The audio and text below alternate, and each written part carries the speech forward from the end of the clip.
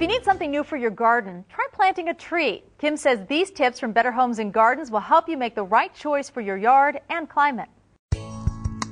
Buying trees is one of the biggest decisions you'll ever make for your yard or landscape, but you can make a big mistake.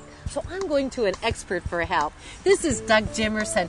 Doug is editor-in-chief of gardening for Better Homes and Gardens magazine. Doug, what should we keep in mind when we're out looking for trees? Well, the first thing you want to think about is plant for longevity. Plant something that's going to be there for a long time that's not going to cause a problem for you later on. As an example, I have a tree set aside right here. This is a weeping willow. Everyone loves weeping willows, but they grow very quickly. They're weak-wooded and drop branches. So this would not be a good choice. It would not be a choice I would pick. You want a tree that's going to last for generations, not for 10 years.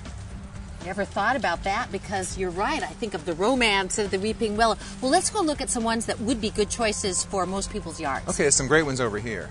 The thing to remember when you're shopping for trees is that they're generally broken into 3 different categories: evergreen, shade, and ornamental.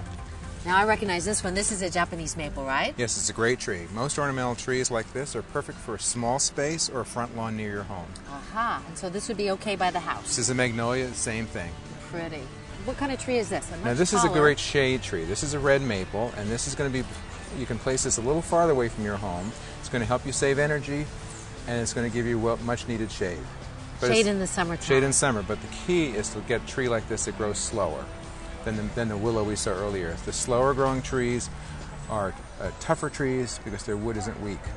Okay, so this would be a safer, better investment. A much better investment. It'll be there for you for decades when you've done planting it.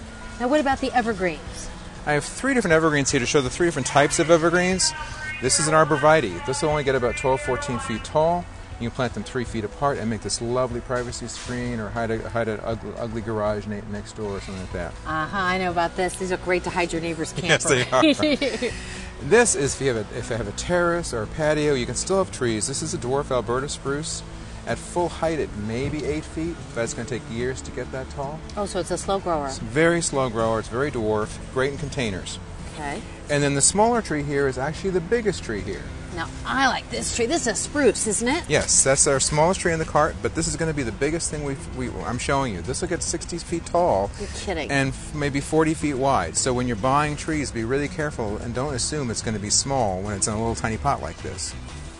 This is a great tree for the north side of your house, though, because it'll help break the north winds during the wintertime.